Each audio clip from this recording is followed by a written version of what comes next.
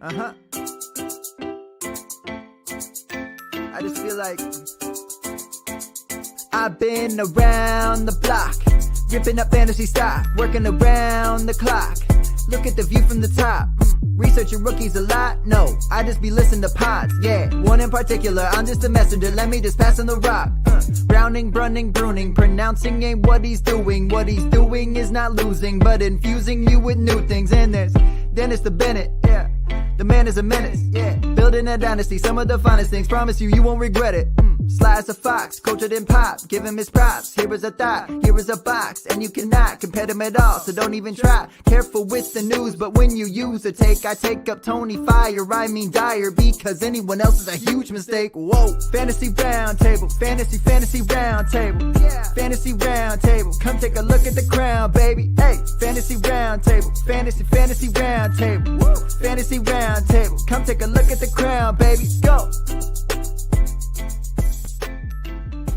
What is going on, everybody, to another episode, or welcome to another episode of the Fantasy Football Roundtable podcast. It is Monday, October 11th, and man, did we have a crappy week when it comes to injuries for week 5 here. It is not going to be a lot of fun to go over some of these games. A lot of possible waiver options. I mean, it's looking bleak out there at some places, but we are happy to be back talking football.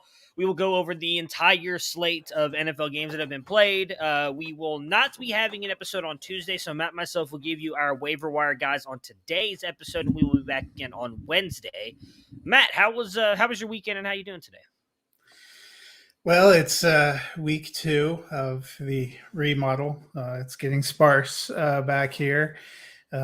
Some of the materials didn't come in, so I am regretting the challenges I've given in my life. But they said by October 22nd, it should be all done. I'm holding on to that hope in my heart, like people that roster George Kittle are holding on to the hope that he's only gone 3 weeks. Yeah. I mean, hey, maybe by the end of the whole process, it'll be worth it. You have like a brand new looking house with all this stuff in it, and so it'll be worth it. My wife is pumped, so that's worth it. That's really all that matters, because when she's not, it can make your life a living hell, as we all know. So, yes. I'm right there with you. I went and saw the James Bond movie, No Time to Die. So this did weekend. I. So good. Did you? I want to talk about it so bad. I cried. It was. I did too. What an ending. So I will put it this way: my wife, we've talked about this. She likes movies. She's not into I am a massive James Bond fan. I've seen every movie. I've read all the books. Like I feel like most men are James Bond fans. You know, he's like one of the coolest guys you can be. So my wife, though, she likes the movies, but not really into them. And even she cried at the end. So I was like, that's how in my opinion, you made a good movie, because she is not someone who gets like really in to movies like that. Like there's some movies and TV shows she really likes, but something like that, she's kind of like, oh, okay, it's a movie. And even she I caught her as I was crying, looking over, and she was crying. And so, it's an emotional trip, and not a minute of that movie wasted, in my opinion, either. Like I did not realize it was a almost very 3 hours brisk long. 2.5 hours. Yeah. Yeah. I was very sad that it was over when it was. I was like, I want more. It can't be over. So maybe we'll talk about that Wednesday or something. I don't know if we'll have time today, but it's massive Bond fan. I was very sad to see that go. Maybe we'll plan. We'll touch briefly on the Monday Night Football game, which I'm sure you feel like me. It's probably not going to be a great one. We'll preview the Thursday night game, which, if I recall, wasn't an incredible matchup. I think it was Tampa Bay crushing someone. I don't remember whom. Yeah, I know it's hard to get. Who does it have to be? Carolina's already played. The Saints haven't. I don't think Atlanta's played Thursday night either. I don't think it was a divisional game. I guess they haven't been doing that many divisional games this year on Thursday night. Why is my phone taking forever to pull up? But we are continuing our spectacular tradition of London games, the Dolphins versus the Jaguars, week 6. I just apologize in advance, London. But, and then we can touch, if hopefully you will have seen all of What If by then, we can circle back. Finished it. I finished it last week. That's over, and James Bond. So Pop Culture Corner will be back. The Eagles. So it may not be a bad game. At least you got Jalen Hurts to, hopefully boost you up. I feel like that might sit him that game. I don't know. That feels like a bad game to start him. But anyways, let's jump into the NFL games here. Of course, we are proud to be a part of the Pigskin Podcast Network. You can find them at PigskinPodNet on Twitter, or you can search the hashtag TPPN. We tag all of our podcasts there. They have got everything from soccer, football, baseball, hockey starting up, basketball's about to start up, baseball's in the playoffs. They've got everything. They've got a bunch of college podcasts popping up here as well, I saw.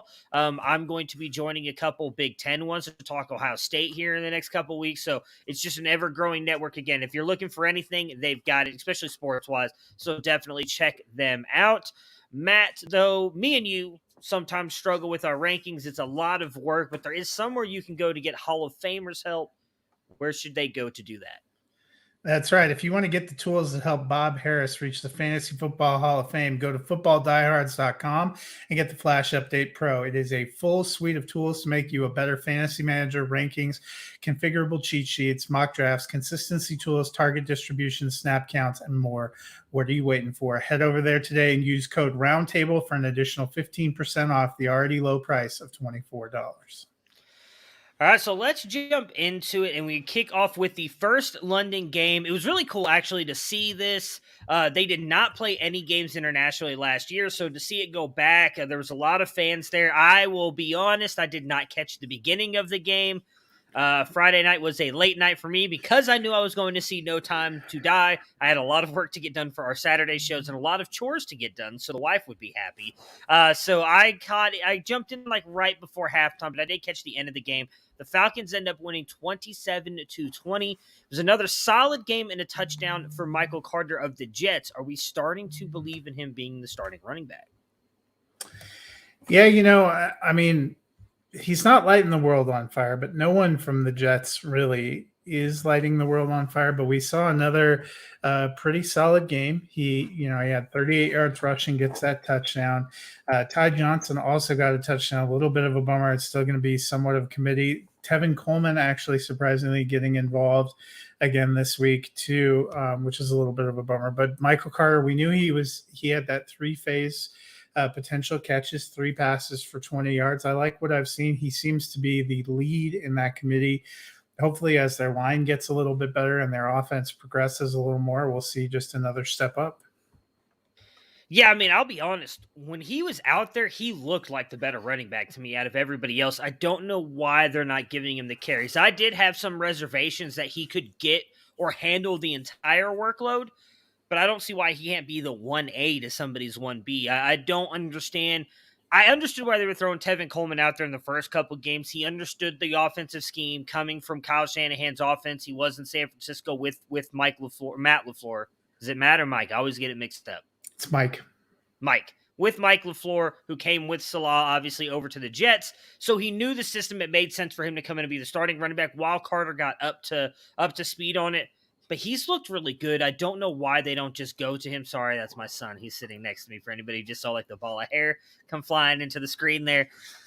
So I'm with you, though. I don't understand why. I doubt he's available on many waiver wires. I'm sure we'll see here in a little bit if he made your waiver wire segment. If he is, yeah, I figured he'd probably be. Especially in dynasty formats. He was going as like a first-round pick in a lot of places.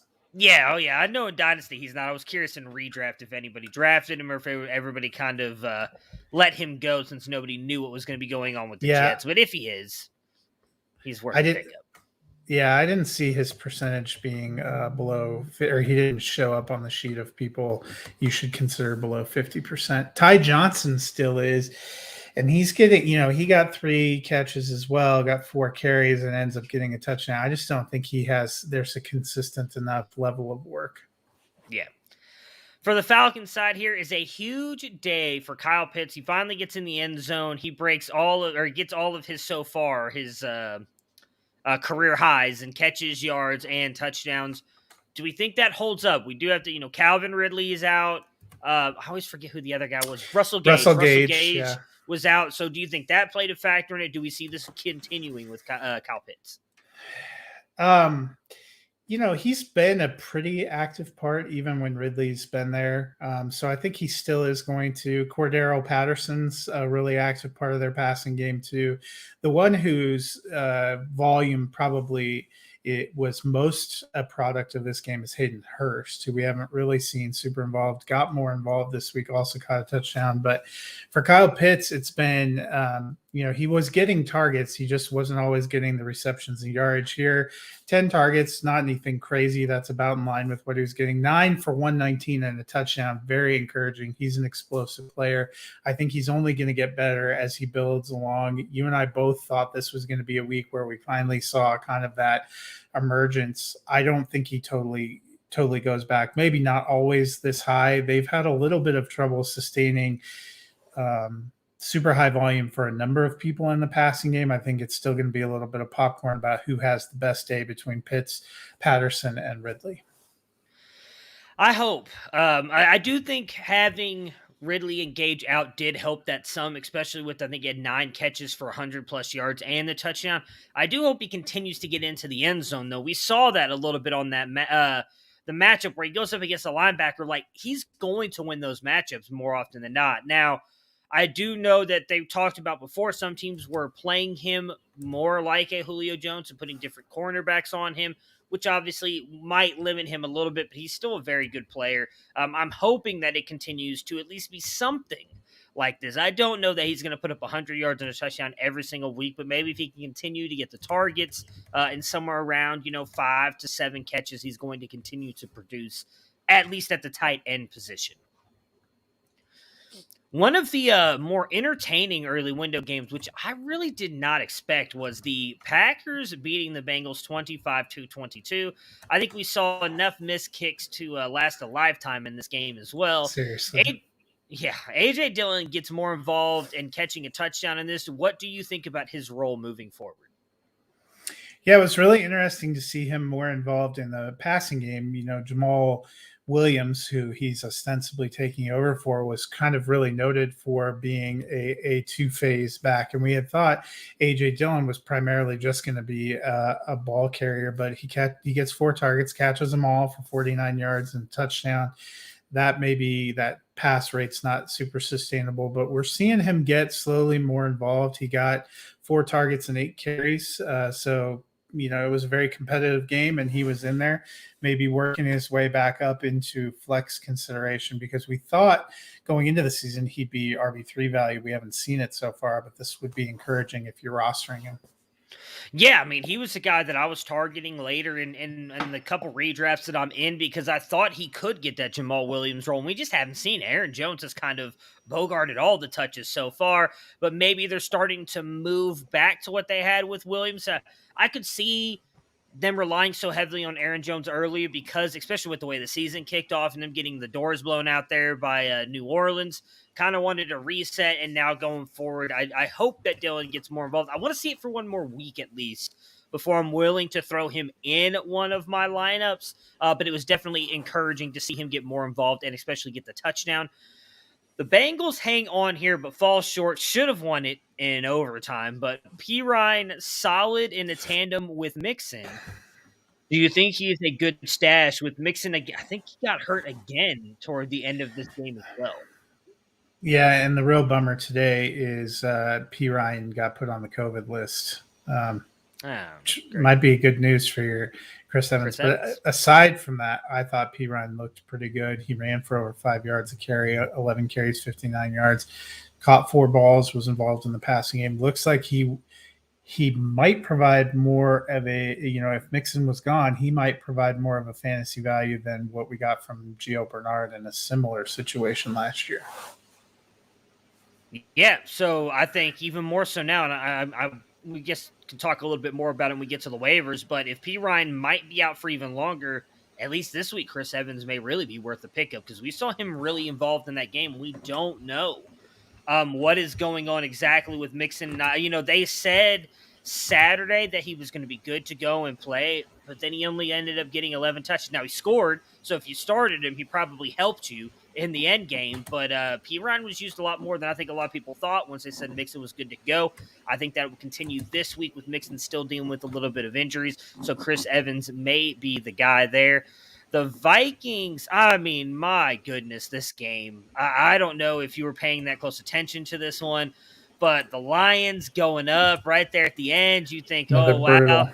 You mean you had it right? You talked about that this would be a game the Lions could get the W on, and I didn't think it was going to happen.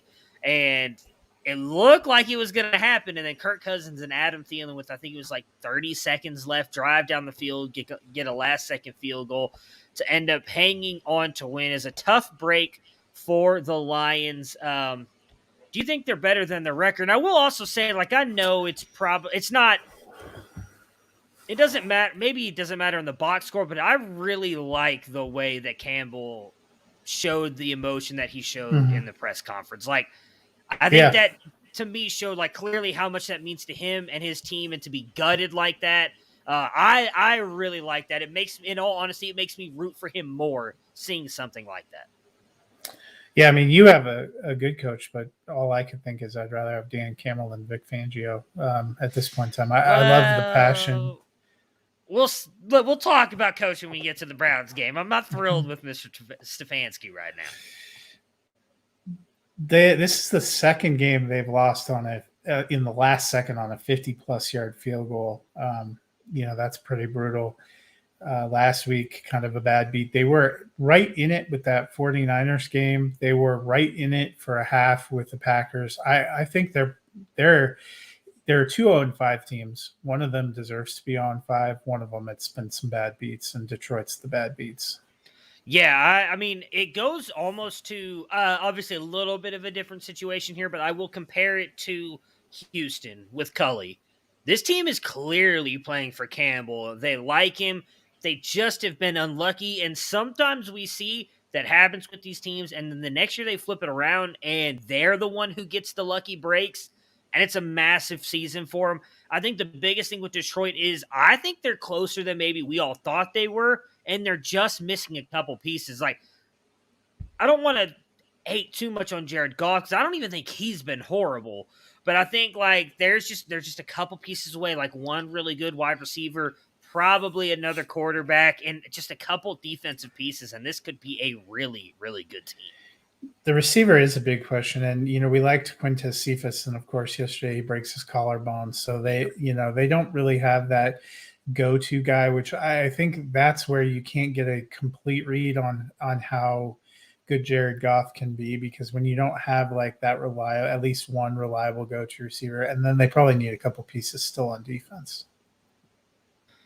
Yeah, 100%. For the Vikings side here, Alexander Madison was solid in relief of Cook. If Madison hits the market this offseason, do you think he will be an appealing free agent target? Yeah, I think this is the second time this season we've seen him come in and really step up and put up some very good numbers in relief of Dalvin Cook. In years past, it's always been kind of you have high hopes that Madison's going to be the guy when Cook is out, and we haven't seen great production. But I believe this is a contract year for Madison. They've already done a long-term deal with Cook. They probably aren't getting out of. I don't think they keep them both. This, to me, is his audition, and he's looked good. Yeah, I'll be interested to see what happens with him, because I don't think he commands like a massive contract. There's no a couple running back teams. Does. Yeah. Well, I mean, Chubbs wasn't massive. Who got a massive one this offseason? Well, I mean, free agent running backs. We haven't seen like the biggest free agent contract was 2 years, $11 million for Kenyon Drake, and it was a weird offseason. But yeah. I think you have to hope like a Mike Davis finally got a chance. We've seen a few people go out and get a shot. Hopefully, he gets a little shot. Yeah, that's what I was gonna say. I wouldn't be surprised. There's teams that I could easily see moving on from some of the guys that they have, and this is not a great top-end running back class. There's a couple guys that I really like, 3 at the top for sure I think could be solid running backs, but that's also the thing with the NFL. We see more and more teams moving away from one running back teams. It's become these timeshare backfields. So even if they draft one of those guys, doesn't mean that Alexander Madison won't be a part of it. Now, I mean, not everybody can be as good as, Zeke and Pollard and Chubb and Hunt, but, that's what I think a lot of teams are hoping for right now with the way that they deploy two running backs in the backfield. Ooh, this next game. The Buccaneers beat up on the Dolphins 45-17. Are the Dolphins in trouble? Yeah, they look bad in both phases of the game. And ironically, the one guy that I wanted to write off for dead, Myles Gaskin, has an explosive game, just to spite me. But the Dolphins look horrible right now. Yeah, I'm more and more convinced that there's more and more NFL players that are listening to this because the guys that we talked bad about last week all seem to come up, including one that I will have to apologize to here later in the show. Yeah. But Myles Gaskin, yeah, he looked great. Had that one catch for was like 40 or 50-yard touchdown. Looked good running the ball. And I hate to say this, maybe it's just because Jacoby Brissett wasn't in there anymore. He didn't really seem to want to dump off to him. But let's be honest, neither did Tua. So I don't know. I think Brian Flores said earlier today they're hoping Tua will be back this week. There hasn't been anything confirmed, so they could be starting. Got to give our best to London, right? Yeah, I guess so. Yeah, I don't even know if who is there. I don't even know the third string quarterback's name that played. To be honest with you, Sunday, I barely watched any of this. Brissett is the only one that recorded stats. I thought he got hurt. Am I thinking of something else? Yeah, you're thinking of something else. He's the one that threw the Gaskin touchdowns. Oh, well, that makes sense. Again, I apologize. I didn't watch any of this game. I could have swore they said he got hurt, but apparently not. So, yeah, I mean, good for Gaskin. Well, the one thing I will say, too, about that is the Buccaneers' defense hasn't been nearly as good as we thought they were going to be this year either. Against the pass, anyway. Yeah. I am. It's obviously great to see Gaskin break out. I would like to see that continue moving forward because he is a guy that we all like this offseason, but it has not really been a good season for him. Again, Tua, though, we will wait to see if he will be back this week. That is the hope. They're getting who you said on it's Dolphins at the Jaguars in London. That's you don't have to get up early for that one. If you catch the fourth quarter, you might catch the only. London does love themselves the Jaguars since they go play there all the time. That's and the like Jags do play better in London. You know, it would be fitting if they were 0-16 here and 1-0 in England this year. Speaking of defenses we thought were going to be good this year, the Washington football team loses to the New Orleans Saints. Do we just skip the Buccaneers? Yeah, we should skip the Buccaneers because they don't matter. Yeah. On the Buccaneers side, Antonio Brown and Mike Evans go off, but at the end of the season, which Bucs receiver finishes higher? Godwin still led them in targets, but he's not getting the big explosive plays. I'm actually starting to, I know you're going to laugh, I'm actually starting to think there's a realistic chance Antonio Brown ends up with the most yards and touchdowns. He seems to be the one that they're bombing it to, even though Evans had a huge day, but something about AB, man. I mean, I didn't see how many did he get? Did he get 2 touchdowns or two, just one? Yeah. And so I didn't see the 124 one. Yards, 124 and 2. I saw the first one that he took. It was like 40 or 50 yards. He caught it right around the line of scrimmage, beat everybody to the end zone. That's what AB does. So I wouldn't be surprised. I mean, clearly Brady's wanted to play with him again. Was it last year? He had him come live with him for a little bit of time to help him get his stuff straightened out. I mean, clearly those two have built a good connection. So I wouldn't be surprised. I mean, my biggest thing was he going to be able to come back and bounce back? He looks like the AB of old. Bruce Arians said that this offseason. I guess maybe we should have let me. Granted, Bruce Arians, I feel like, lies to us about the running back position all the time, so I didn't believe him on that. But clearly, he was right. I mean, I'll be curious to see. The one thing I will want to figure out, I guess, and I don't know off the top of my head. I'm just thinking based on what I remember earlier in the season. I don't remember AB having big games when Gronk was there, so I don't know if there's any correlation with that because Gronk being out. He did opening day. Okay. They both had 2 touchdowns opening day, and they both were big in the Super Bowl. But they did say yesterday he was playing some of the Gronkowski passing routes. That second touchdown, when he slanted over the middle, they said that was a classic Gronk crossing route. So I wonder how much his production may get hurt when Gronk comes back. I would imagine still not massively, but we'll see. That could be a factor that we'll be looking into. Now on to the defense that we thought was going to be good. That hasn't been, and that's the Washington football team that was not able to stop the Saints. The Saints win 33-22. Big day for Jameis. Do you think he's starting to figure it out with the Saints? I think it's going to be up and down still for a while more. He makes some good plays. I think he's growing into it. They still have a dearth of weapons, although it seems like he's getting into a groove with Callaway, which is going to be helpful. And he remembered that Alvin Kamara exists and can catch passes, which helps us all. Yeah, I mean the Callaway thing, my God, the Hail Mary type catch that he made in the end zone for that touchdown was bad defense. Oh, I know, but my point is, like, Callaway, because he's so big, and so, like, why don't you just do that more often? Like, we've seen teams who have weapons like that use them that way. But I agree with you on the Kamara thing. It's great to see him getting involved now in the passing game. You know, I'm still going to say I don't trust Jameis. I need to see him put it together for more than 1 week at a time, because it feels like he has a good week and then he takes 2 steps back. Then he has a really good week, and it feels like Jameis of old when he was with Tampa Bay. I'd like to see him put it together for a couple of weeks. You know, if he does that, then I really will be in on Jameis, just because we know he can throw 30 touchdowns and 5,000 yards, and Sean Payton has always run a really good offense, but I need to see it for more than 1 week in a row. Washington struggles again, as does Heineke. Is it a case of too many injuries on the offense for Washington?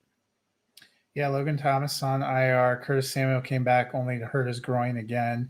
De'Ami Brown is out. So you're back to Terry McLaurin, who, you know, when you're playing a defense like the Saints, who actually have some good players, they're going to be able to take them away, and a lot of pressure on Antonio Gibson. The difference this year is Washington's defense isn't good enough to do what they did last year protecting Alex Smith. So this could be a challenge for the Washington football team. Yeah, I mean, Logan Thomas going down, you know, I've talked a lot about, because I heavily invested in him this offseason. And Terry McLaurin, as good as he is, and I think right now, in all honesty, he's like a top 5 wide receiver in the NFL. He can only do so much. It was good to see Antonio Gibson still had a pretty good game, though. But they need some help at wide receiver. Now, Thomas is going to be out for at least 2 more weeks. They put him on short-term IR, so he can't come back for 2 more weeks.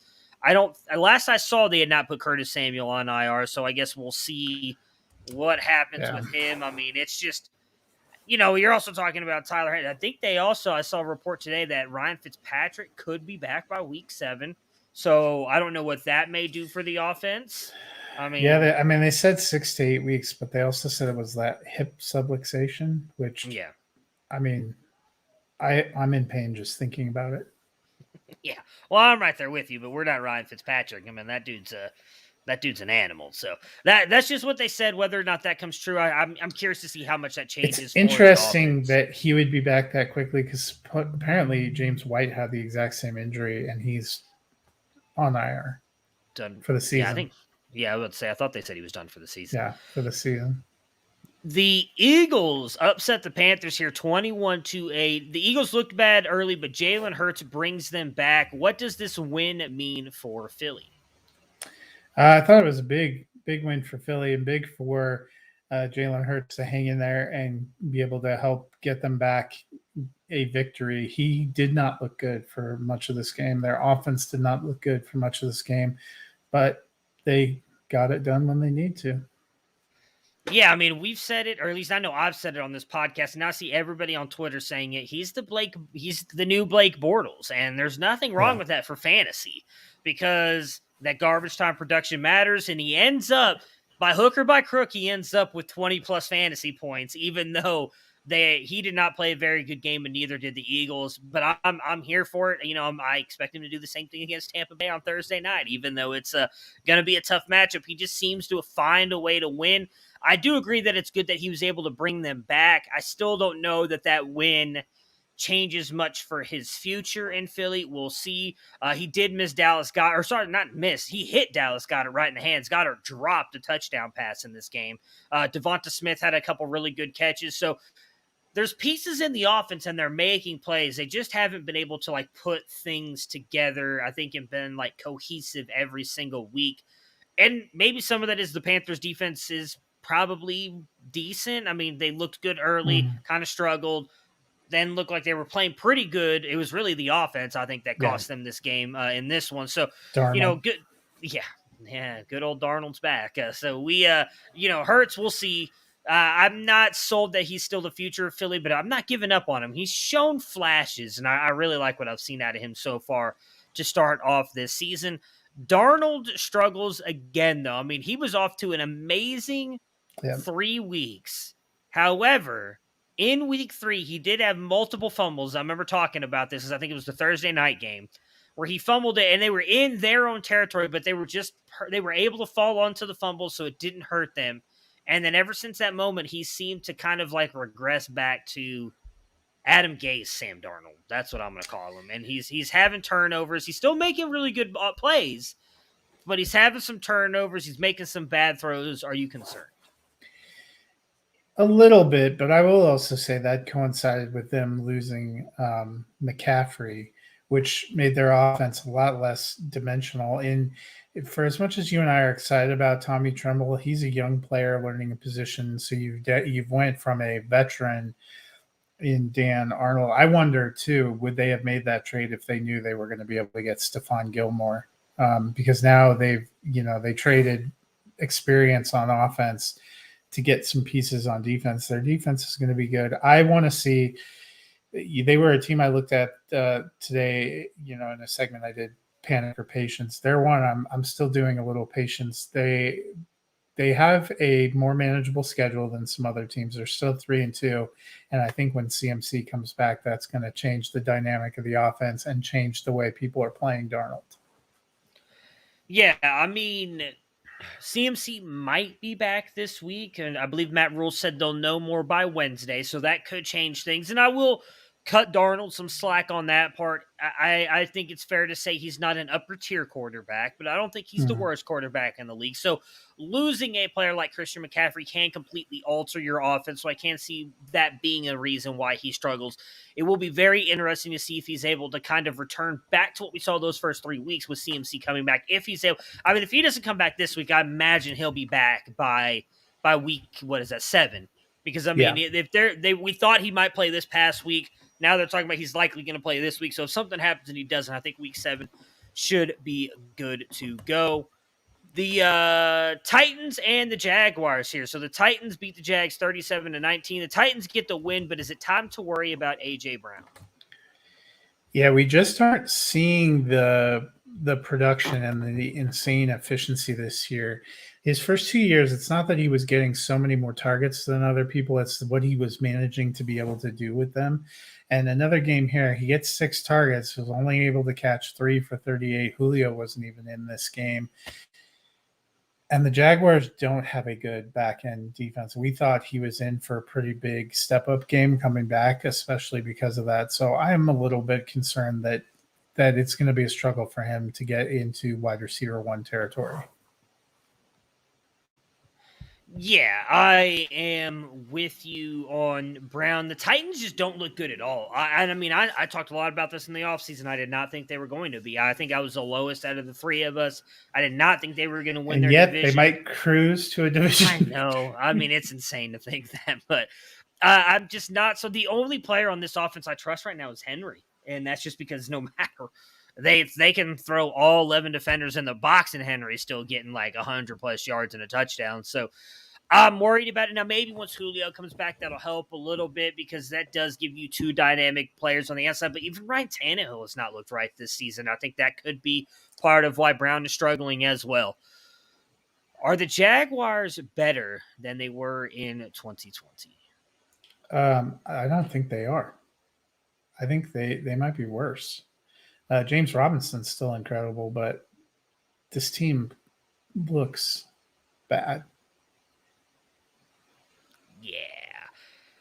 After everything that happened this past weekend, or no, the weekend before, I apologize. Well, the whole week before. Yeah, I guess that's true. It really kind of hit big on like Wednesday or something like that. Tuesday or Wednesday is when it really kind of became a big deal. There's been a lot of talk that the players aren't happy. It's a weird situation. They They weren't playing well before that happened. Then that Thursday night game, really, like, Trevor Lawrence looked the best he had looked this season. There was a lot of hope. And then that happens. I don't know where the Jags are going. It's a weird team. Chark's out for the year. I don't. James Robinson. They didn't even manage to use against, again, a bad secondary. He couldn't figure out how to get to Chenault and to Marvin Jones. I take that as a problem.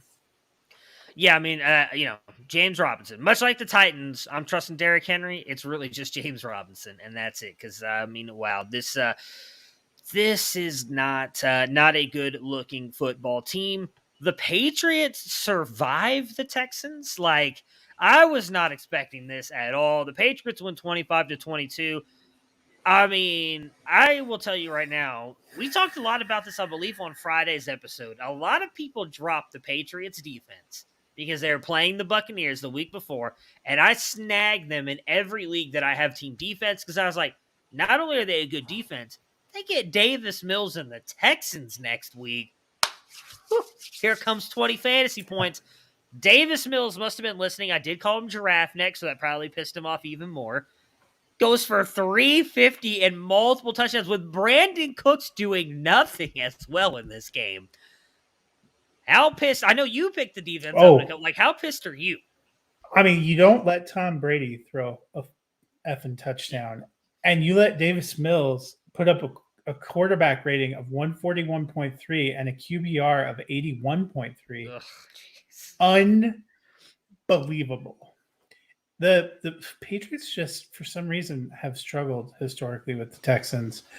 You would not have thought it would happen this week, but props to David Culley. He's given it his all every week, and I don't even know what to make. Maybe it's the ultimate trap letdown game for the Patriots defense, but it was one of the more shocking results of the day. Yeah, I was extremely surprised. I mean, I really don't. I was watching that game. I legitimately thought they were going to lose the game. I mean, the Texans got up on them, and I was just like, what is going on? Like, again, and it speaks, so I know you were kind of on this. Dennis seems to be on the opposite side of us here. Like, I don't think David Culley is going to be fired in the next couple of years. Like, this team is they have been in almost every single game this season with a roster we all talked about, like, man, they're going to be so bad they're going to have the first pick locked up. They've got a win on the season. There's two teams, as you mentioned earlier, who have not won a game right now. So I mean, props to David Culley. That's all I can say, because I think he's clearly got this team fighting. I was hoping, I was kind of rooting for it, because most of the coaches from, like, Bill Belichick's tree rarely beat him. And for those of you who may not know, Culley is from that tree as well. Like, I'd have loved to see that happen, because that would have been like one of the least likely wins we would have ever seen against one of his disciples. Great game. A little sad that the Texans couldn't pull it off. The Texans, though, released Anthony Miller, but Chris Moore comes up big. Do you think he's worth watching, or do you think that's just the Patriots always take away their, like, one big play weapon, and that's Brandon Cooks, and so maybe that's why Moore goes off? No, I mean, 5 targets. He caught all 5 for 109 and a touchdown. We saw some flashes of this in the past when he was with Baltimore. David Culley was the passing game coordinator in Baltimore, brought him over. It makes a little more sense seeing the way they used him and Chris Conley and some of the other pieces in the passing game this week. Makes a little more sense that they were willing to let go of Anthony Miller. Yeah, I mean, it sucked because we thought maybe Anthony Miller coming over there was going to do something. We saw flashes of him with Chicago, but for whatever reason, I don't know. There's rumors about different things, but for whatever reason, they let him go. Doesn't seem to affect him that much. So I think, I'm still only in on Cooks here, but it was good to see other wide receivers get involved. And I'll be honest, it was good to see Davis Mills play that way. None of us who watched a lot of Stanford football, myself included, thought that any of these guys, that Davis Mills was going to be able to do anything, and he has been a lot better than I thought he was. So credit to him, and in all honesty, credit to the Texans, because we all made fun of them when they made that pick, and it's worked out for them. Yep. Well, Chris Moore looked like a big winner on Sunday. There's still time for you to be a Week 5 winner. DraftKings Sportsbook, an official sports betting partner of the NFL, has a Week 5 offer every football fan needs to jump on. If you haven't done it yet, there's still one game tonight. New customers can bet just $1 on any NFL game and win $100 in free bets if either team scores a point. That is a no-brainer. As bad as this game might be tonight, they will score a point. If Sportsbook isn't available in your state yet, DraftKings won't leave you empty-handed. Everyone can play for huge cash prizes all season long, and DraftKings is giving new customers a free shot at millions of dollars in total prizes with their first deposit. Download the DraftKings Sportsbook app now and use promo code TPPN. Throw down a $1 bet on any NFL game and win $100 in free bets if either team scores a point. That's promo code TPPN this week at DraftKings Sportsbook, an official sports betting partner of the NFL. You must be 21 years or older in New Jersey, Indiana, or Pennsylvania only. New customers only. Minimum $5 deposit and $1 wager required. One per customer. Restrictions apply. See DraftKings.com/sportsbook for details. And if you have a gambling problem, call 1-800-GAMBLER. As you can tell.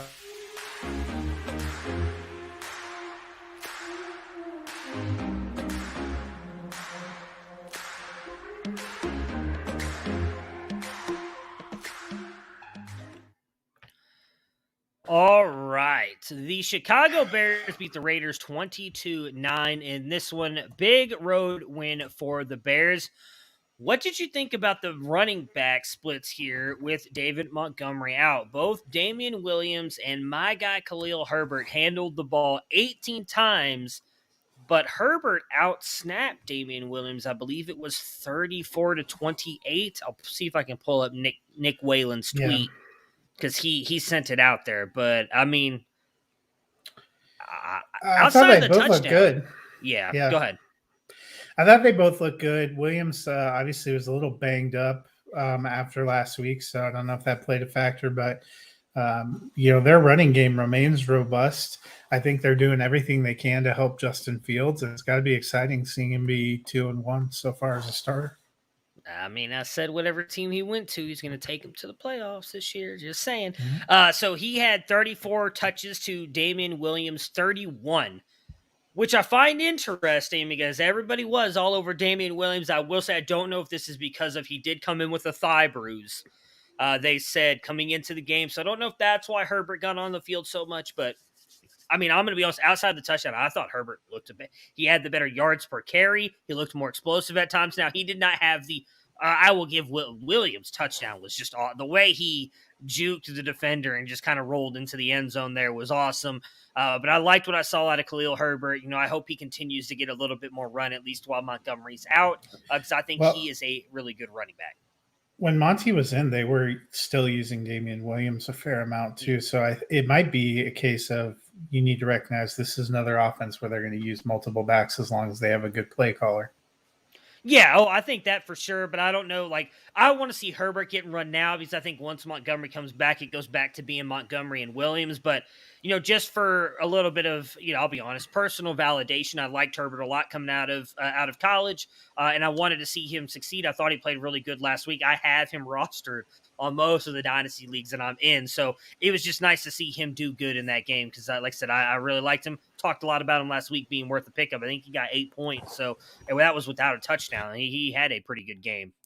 On the Raiders side, should we be concerned about the Raiders offense and Darren Waller? Well, there's another question. We'll address that separately from the fantasy side of things. Yeah, I mean, their offense has struggled a little bit the past few weeks, and after that incredible week 1 where it looked like Derek Carr only remembered that Darren Waller played for them, we haven't seen him have a huge role. It hasn't been quite as big of a disappearing act as we've had for Hawkinson the last 3 weeks, but it's enough to be a little bit of a concern. Next week's battle between the Raiders and the Broncos is really shaping up to be the underachieving all-stars, so we'll see what happens there. Yeah, it's been weird for as good as that offense has been. And I will say, I'm not worried about him yet. Carr did get banged up in this one. They look like he may not be coming back into the game. Like the whole offense gathered around him on that. It was like a sneak They all thought he got Yeah, and seriously they don't injured. have Mariota right now because he played Yeah, it one was snap and Peterman. ended up on the IR. Nathan Peterman is not who you want to see coming out. Oh, no, not at all. I mean, he came out there for, I think it was like only 1 or 2 snaps. It wasn't Yeah, much, but, he didn't you know, throw. it looked like Carr could be seriously injured. So I don't know how much he was banged up. And teams have bad games. Yeah. The Las Vegas Raiders have looked good so far up this season up until that game. The Bears defense is really good. I'm not going to freak out too much. I also tend to believe, the other storyline is John Gruden obviously is immersed in a bit of a scandal. I know they're professional football players, but I feel like that probably had an impact on the way they were able to prepare this week. And I think we may have seen some of that play out on Sunday. Yeah, I have no doubt about that. So that was the second question. Do you think that that's a distraction for the team? And do you think that could hurt them moving forward? Because I'll be 100% honest with everybody here. I do not even know what was said. I have not read the email or paid attention to it. I was very, very busy this weekend. I'm going to be honest. And I don't mean this is a bad thing. Like, I know what he said was apparently very off-colored. It was not professional. Apparently it has some racist undertones to it. I wanted to see a movie that I love, so I didn't pay attention to any of that stuff. And yesterday it was just about watching football and relaxing for me because this has been very stressful the past couple weeks. So I still have yet to know what was said, so I can't give an opinion on that right now. So I'll let you give your piece on it. Yeah, I mean, I didn't read all the comments. I know he made some unflattering remarks about DeMaurice Smith, who's the head of the NFLPA, some of which appeared to have some racial overtones. And he said some disparaging things about Roger Goodell. But honestly, if we were holding that against people, that would be 95% of the fans in football.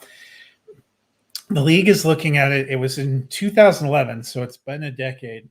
It was when he worked with ESPN. He wasn't even in the NFL. There's been some questions about whether he was going to get disciplined from the NFL or whether they even have the authority. I will say I was interested last night when they addressed this topic. Football Night in America dropped down to just Mike Tirico, who actually worked with John Gruden as the Monday Night Football announcer, and Tony Dungy, who obviously was colleagues, and both of whom are African American. I was very moved by their not defense of these comments, but defense of John Gruden, the character of John Gruden that they've seen over time. But these kind of things, I know they say they're not distractions. They can't be anything but a distraction. There's a reason coaches don't want players that have these kind of off-field things going on their teams. There's a reason that Deshaun Watson's been deactivated every week this season, even though he's healthy for the Texans. I would imagine it took a little bit of a toll. That whole team looked flat yesterday. Yeah, I mean, I did see that part. I did see what Tirico and Tony Dungy said about it. And I've seen, obviously, a lot of what seems like the biggest reaction that I've seen is that after the stuff came out, that he did not apologize for it when he was first up, I guess, during the press conference. He just kind of dismissed it and said, something, this, that, and it wasn't that big a deal. Clearly, that kind of stuff is. So, again, I will definitely look more into that and see what exactly was said, because I don't want to say something that I really have no idea of what was said and what was going on. But I did get to see that stuff from Sunday Night Football, and they did back him. Tirico, I believe, I don't know exactly what he said, paraphrasing, was like, I know I've worked with him for 11 years. I know him better than most, and that's not the kind of person that I know him to be. So he was very defensive of the character of John Gruden. Like you said, not the words or what he said, but the character of the man himself. I will also mention on the Bears side, and it doesn't seem like he's been injured, but Justin Fields did have a really weird play where it looked like he hyperextended his knee. He did come back into the game, and there's been no word that he won't play, but that is definitely something to watch because it didn't look good. Now, I believe he did come out and say that he's been training with someone that, trains your knee for stuff like that, so that's good. Obviously, I'd be worried, but it did not look pretty at the time. I don't want to talk about this game. I did pick the Chargers to win, so I guess there's a bright side in that. The Chargers win. They beat the Browns 47-42. It's a big showing for Cleveland, but not quite enough. Do they need more from the passing game? I think they need their stars to show up. Chubb and Hunt were incredible. I didn't think Baker was bad. OBJ in a game where almost 90 points were scored, got 3 targets and caught 2 passes. They need more. In my opinion, they need more. Yeah, I can't remember what someone posted this. I think it may have been Ray Garvin. Posted there was like over 500 yards of offense for the Browns, and Odell gets 2 catches for 30 yards. Like, I was trying to pull up how many times he was targeted. I can't. 3 times. 3 times. I mean, I know he's still trying to work himself back, but you need your big player, for the Chargers. Mike Williams, Austin Eckler, Keenan Allen, they all showed up. Nick Chubb could not have run better. I mean, almost 8 yards a carry, was killing it. Kareem Hunt's killing it. David Njoku looks good. You got to have your big guys step up in big moments, and that makes me concerned. The one thing I'll say about that is they didn't need Odell to, though. And this is where I brought up Stefanski earlier. He lost them the game, in my opinion. And he admitted that. I don't know if you saw his press conference. I imagine you didn't. You're not a Browns fan. I did. After the game, he admitted he coached, and this is his words, I coached scared. He was afraid that something was going to happen in the last 2 minutes of the game, so he coached scared, and he regretted it. I will say I give him a lot of props for saying that, because a lot of coaches would not. A lot of coaches would say, no, this was just what blah, blah, blah said, and this is what we're going to do.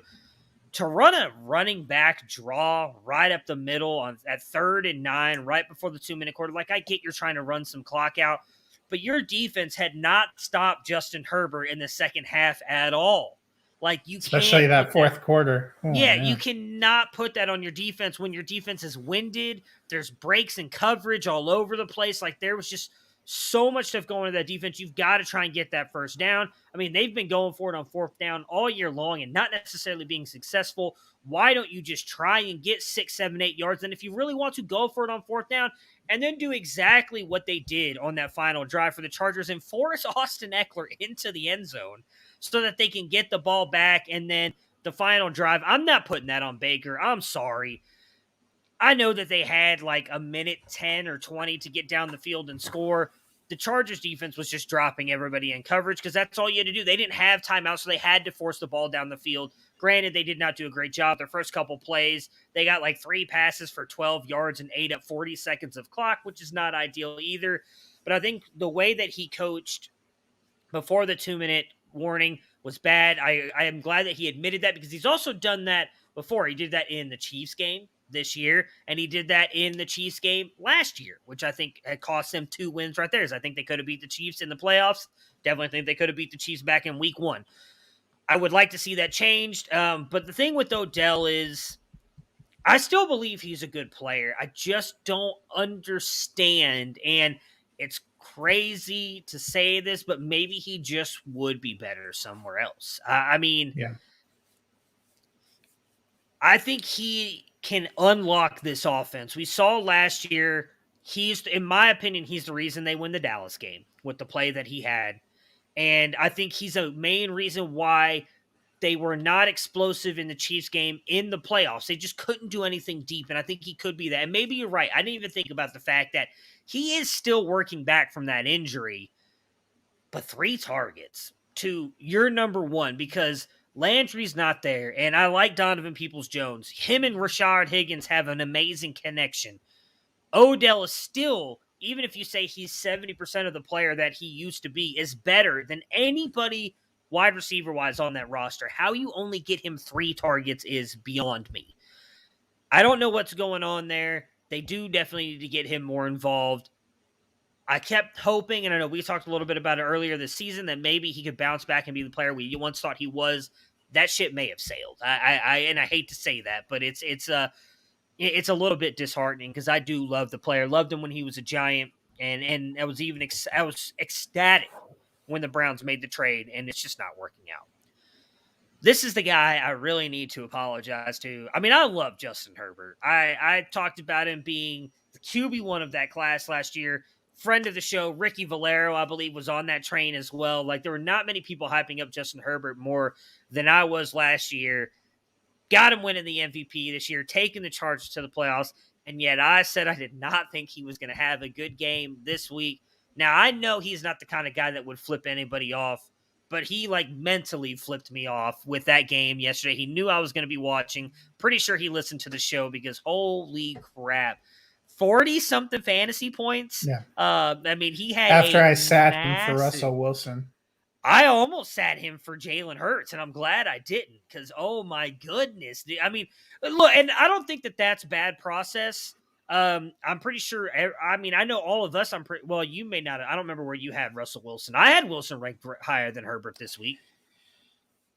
I think I had him really close, but then at the last minute, I thought that Thursday night game was going to be more of a shootout, and I didn't know he was going to break his finger. But. Right. Well, now I will say, I think it was Samantha Pravetti from the Action Network tweeted this out, and I agree 100% with her.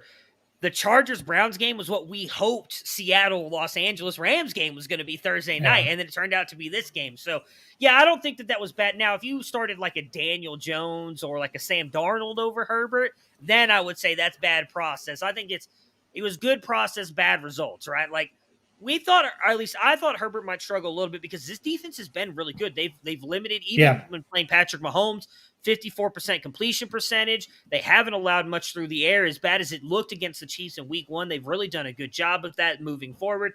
I thought Herbert might struggle a little bit there. But my God, I mean, just an amazing day for him, an amazing day for this offense. I've considered them a serious contender all season. Again, I had him making the playoffs. I had him right there with the Chiefs. I picked him to beat the Chiefs a couple weeks ago. They did that. Are they a serious contender now for you? Yeah, I think so. Especially, in their own division, we've seen the vulnerability of everybody else, especially Kansas City. Kansas City has looked rough on both sides of the ball. The Raiders and the Broncos look uneven. The Chargers have looked like the most consistent team, and their only loss so far this season actually doesn't look that bad when you see how Dallas has been playing, and that one of us picked them to be in the Super Bowl. So, whatever. It wasn't me. In case you're watching, you don't know who. Yeah, I mean, nobody brings up the somebody else's Super Bowl pick when they do well. I will also say they limited Dallas to 20 points too. I think it was that game Dallas had all season. I'm thinking about that Dallas defense a little bit differently too, because that that game is actually what gave me a little bit of pause about Herbert in this one, because I thought they may still win, they may still be competitive, but we won't see like a lights out performance, because we've seen this when two good teams clash in LA before. But maybe Dallas's defense is better than we realize. Trayvon Diggs. Oh my God. I tweeted out that, I don't know if you saw, it's like 2/3 of the earth is covered by water and the other third is covered by Trayvon Diggs. That's true. My God, that kid is good. We'll talk a little bit about him. We're about to get to the Cowboys game, so I'll save the next part for that. But I mean, I'm with you. And that's another reason why I thought Herbert might have I had him 13, so it's not like we all had him ranked. I know you and both Brandon Hay had him ranked higher than me. It's not like I thought he was going to be in the 20s, but I had Jalen Hurts ranked high in him, and at the last second I switched it out, and I don't know why. Clearly it was a great, it's because I can't bail on Justin Herbert. I love him too much, but it was a great game for him. I mean, I will say a lot of it I think it's Brandon Staley. I think we've seen this sometimes with teams. The Rams, when they moved on to Sean McVay, all the pieces are there. Sometimes you just need a different voice in there and a different leader to take that team to the next level, and I definitely think he's doing that in Los Angeles. The Cardinals hang on to beat the 49ers 17-14. Lance was okay. 49ers come up short.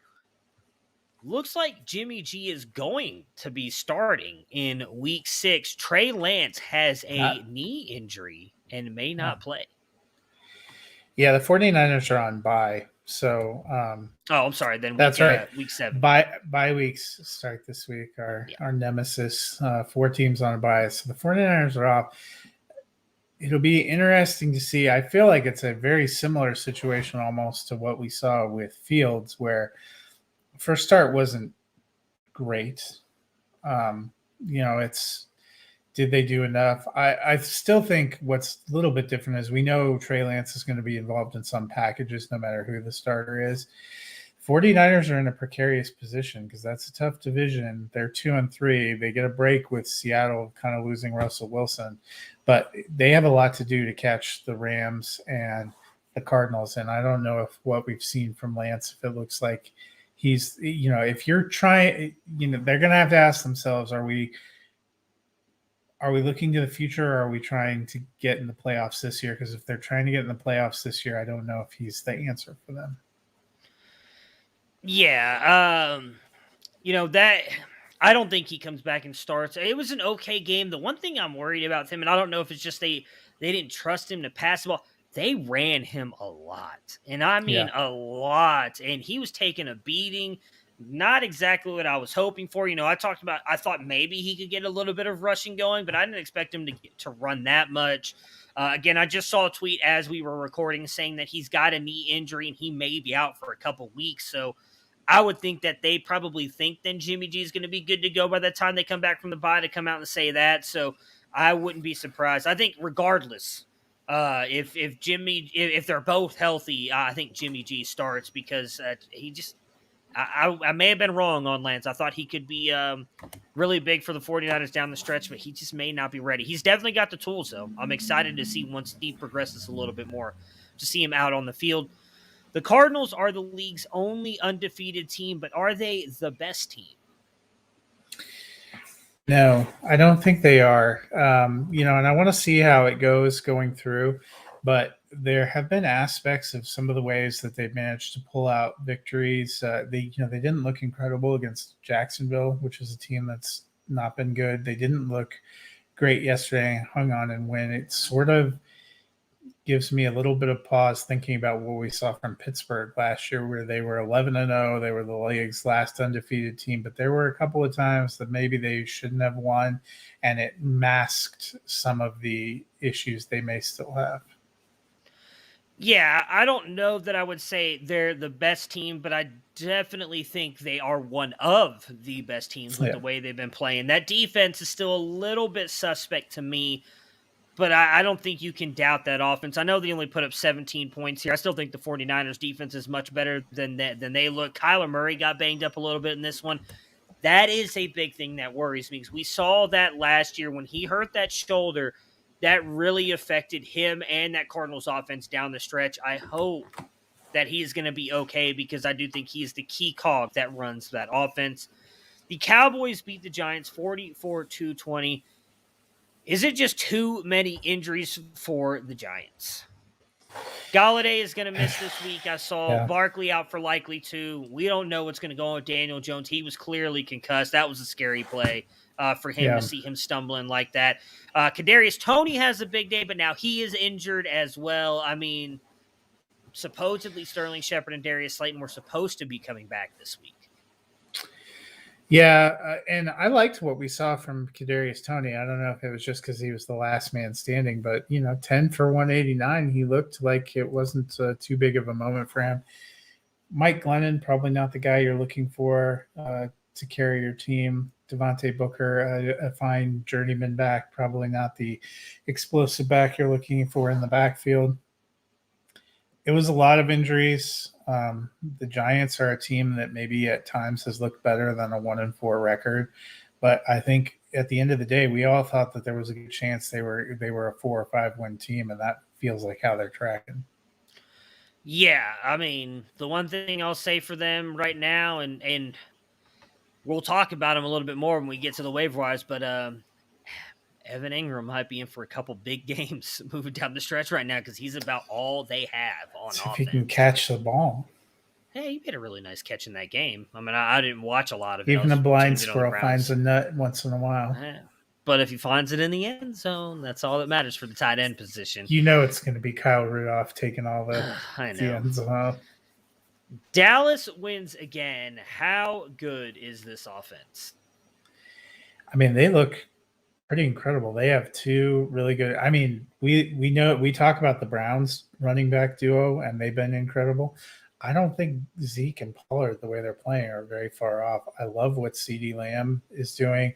Cooper got into the end zone, and Dalton Schultz looks like vintage Jason Witten out there. I mean, it's gone from who's going to be the better tight end in Dallas and will they matter to you should be starting Dalton Schultz in your lineup every week.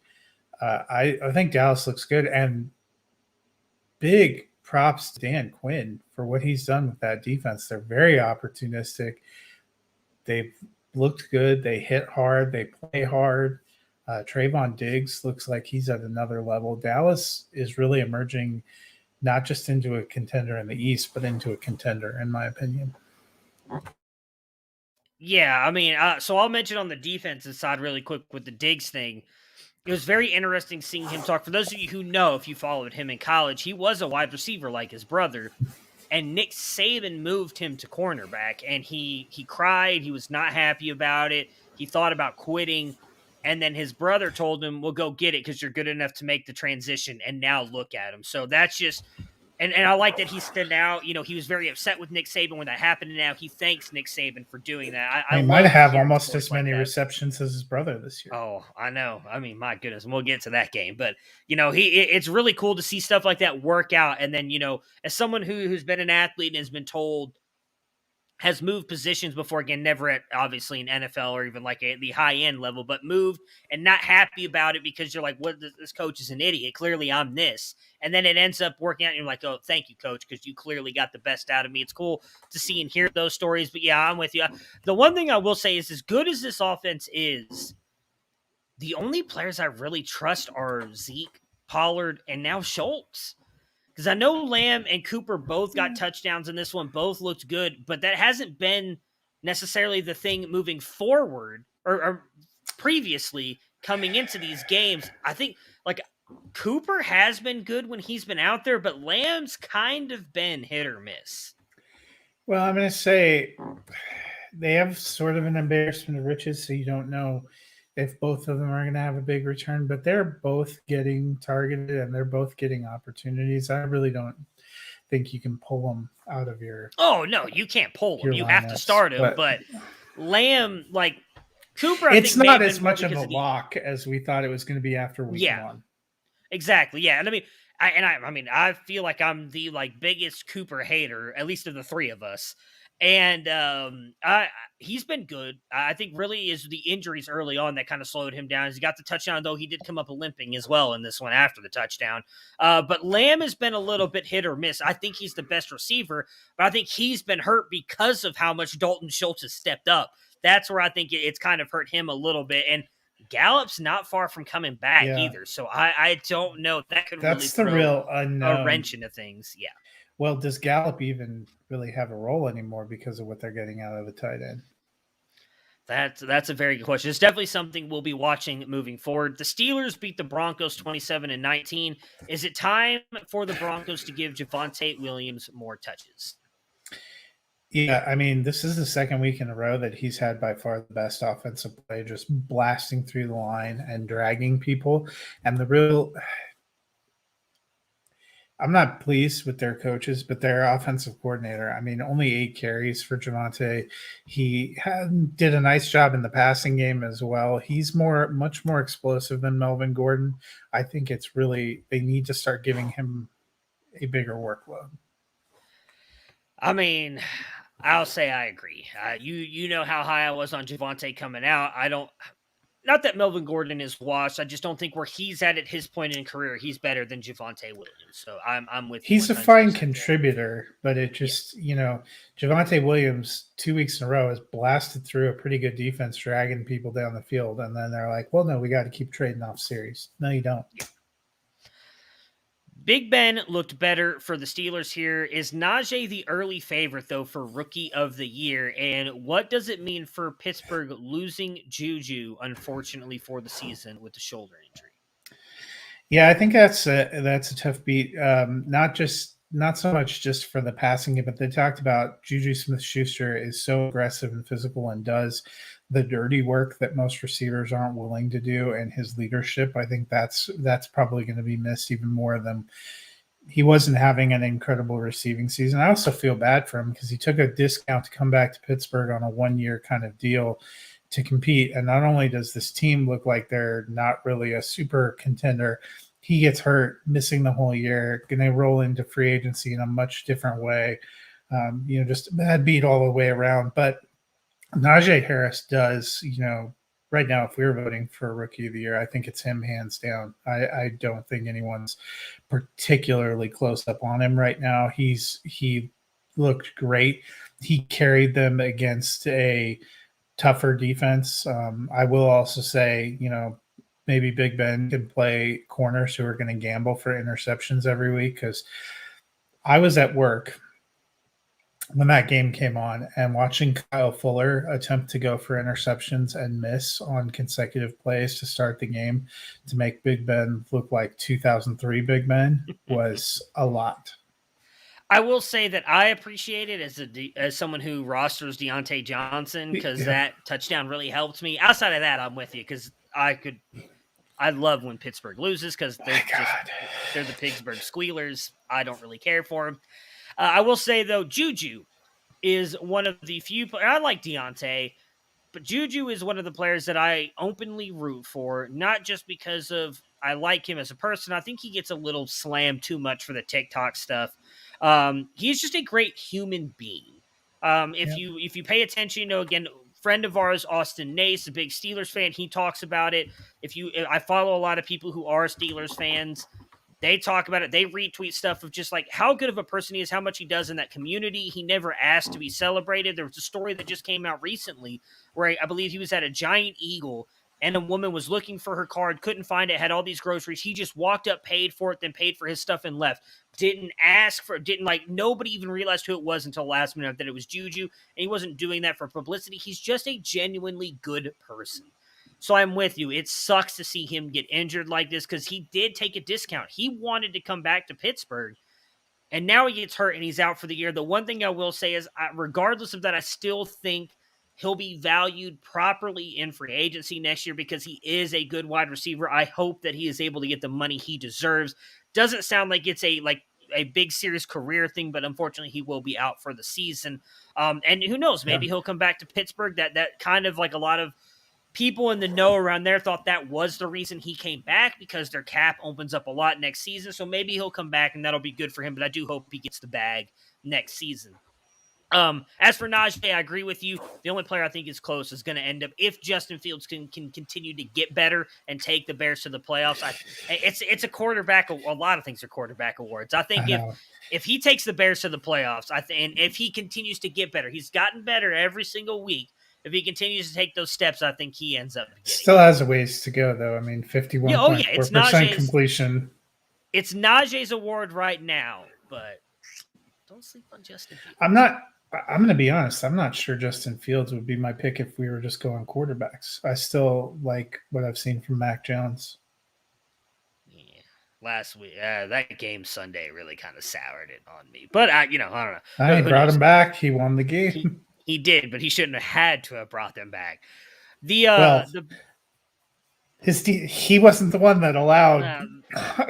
That is true. I mean, Davis Mills had a higher quarterback rating than Patrick Mahomes yesterday. Yeah. The Bills beat the Chiefs 38-20. The Bills come into Arrowhead, and Josh Allen pretty much said to Patrick Mahomes, anything you can do, I can do better, and he did it. Are we starting to buy into Emmanuel Sanders having a big year and Josh Allen? I mean, after week one, I feel like, and I'll be honest, I said it, and I'll own up to it.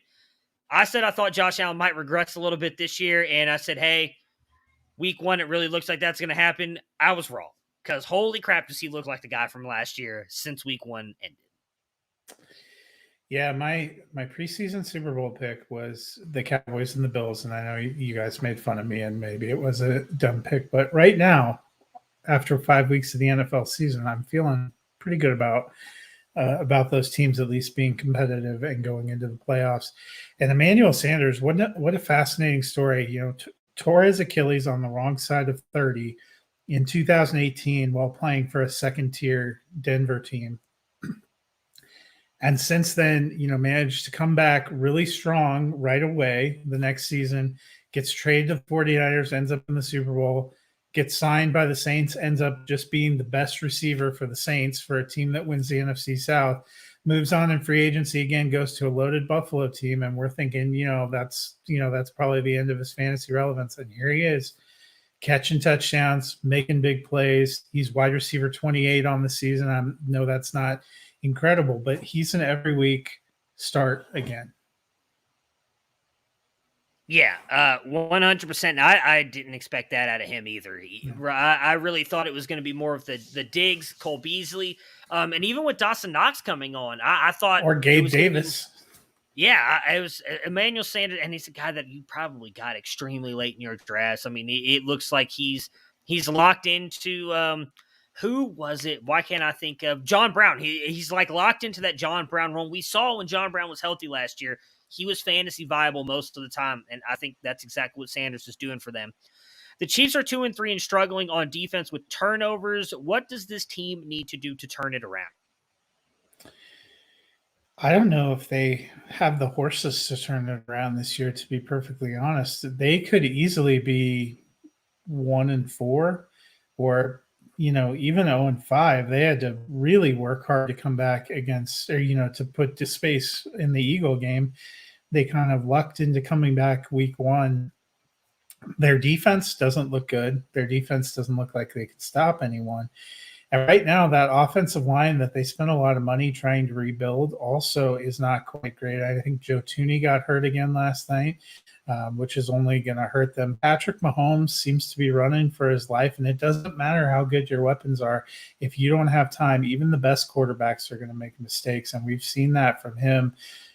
Some of that magic drying up. They haven't gotten anything consistently on the ground. CEH got banged up again last night. So they have some work to do. I still think they ultimately end up in the playoffs, but it now doesn't look like much of a lock that they win their division, and they certainly don't look like they're going to be one of the top 2 seeds in the AFC.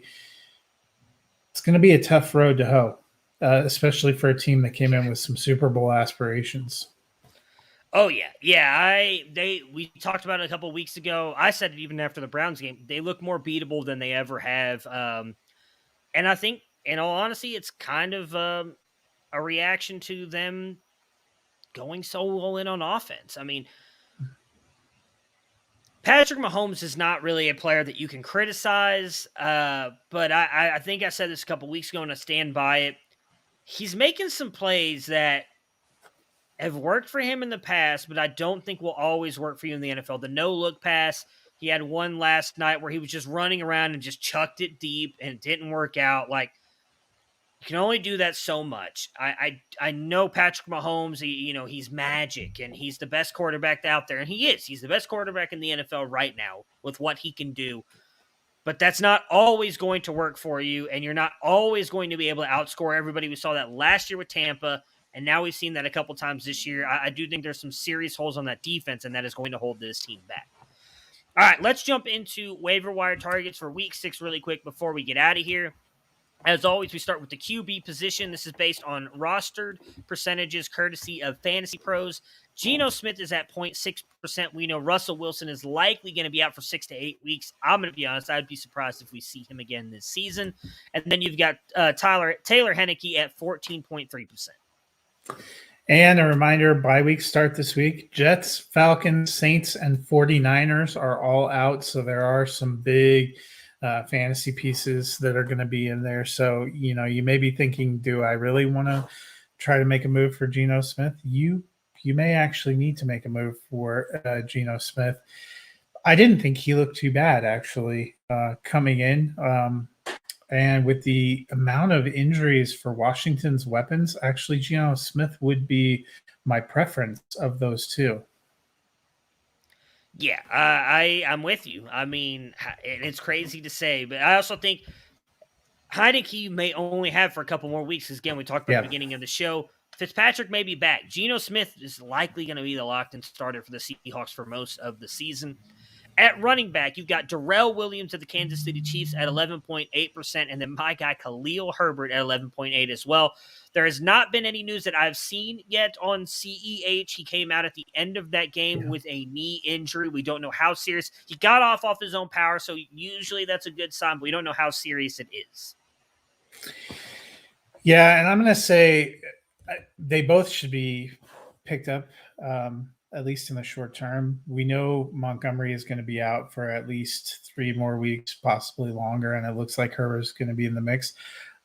I am still taking Williams over Herbert just slightly because we've seen him be a factor and be a red zone factor all season, regardless of whether CEH is healthy or available or not. So I think there is the potential that you could use him throughout the whole season. But I think they're both decent pickups given the set state of running back. Yeah, I agree with you 100% there. To be honest, I'm probably leaning Herbert. I mean, the Chiefs just don't run the ball. Maybe that changes. Darrell Williams gets in there, but he has touchdowns though. That's true. I think he's had a touchdown in almost every game, and that, to me, Herbert may have more upside, but I think Williams might have a safer floor. I agree with you on that. So if you want to go upside, go Herbert. Wide receivers, Kadarius Toney, 13.9%. Chris Moore, 0. And Rashad Bateman, who it now looks like will not be making a return, or at least not tonight, maybe next week. He's not coming back tonight. I think they said he was tracking for next week. That's why. Next week. I thought it'd be an interesting. And he's one that's probably, he and Toney are probably 100% owned if you're in Dynasty, or roster for if sure. You're in Dynasty. At 18.5% though for Bateman. Bateman would be the speculative play, and I'm kind of curious, because we've seen Lamar actually does look like he's trying to throw more, and I guess if I had Latavius Murray, Le'Veon Bell's corpse, and Devonta Freeman behind me, I might try to throw more also. So that's an interesting speculative ad. I'm actually really curious about Chris Moore. The coach knew him. We've seen some good flashes before when he was in a lower volume passing offense, and there isn't a ton of weapons that he's competing with. And he's also playing for a team that's liable to be behind a lot in the Texans. But if I'm ranking them, Toney, if it looks like he's going to be healthy, is probably my top choice. And then I'm probably going Moore and then Bateman.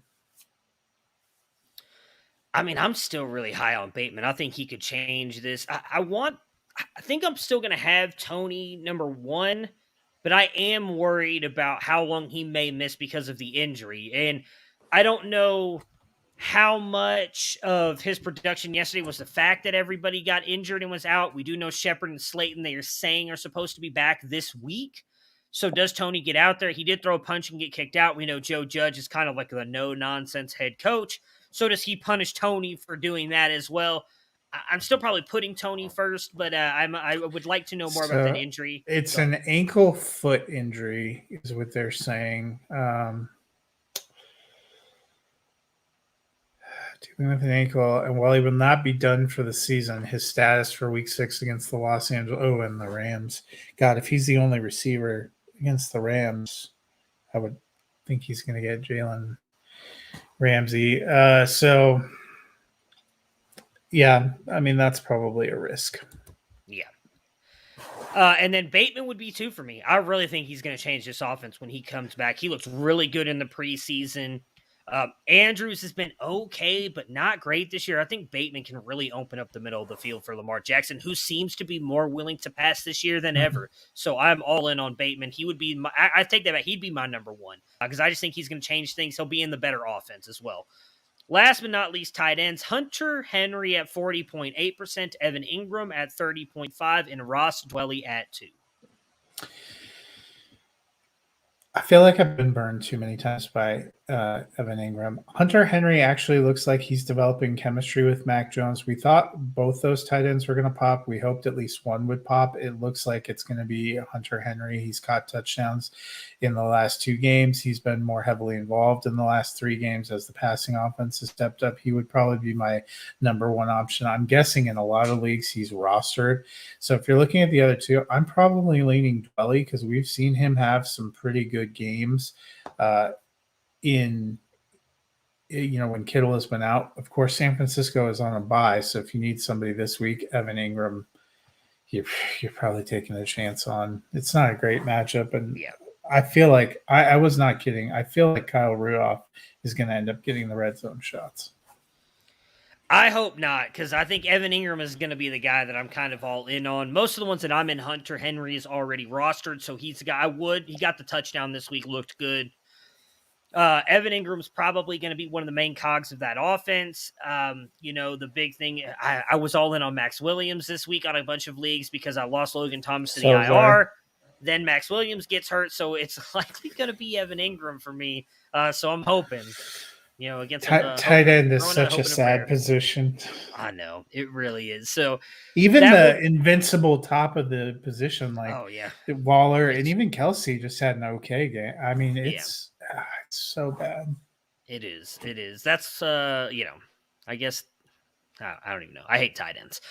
That'll do it for us today. We will be back on Wednesday to recap the Monday Night Football game between the Ravens and the Colts. We will talk the Buccaneers and the Eagles. And then, as Matt mentioned, we will do a little pop culture corner again as we talk what if and No Time to Die. Maybe even, I don't know, you a big Sopranos guy? I reviewed the Many Saints of Newark. Yeah. You didn't like it, did you? I thought it was okay. Yeah. But I don't think it was incredible. I don't think it was incredible either, but I liked it. We can save it a little bit for Wednesday, but I don't think it did what they told us it was going to be an origin story for a certain character that I didn't get a whole lot of origin out of it.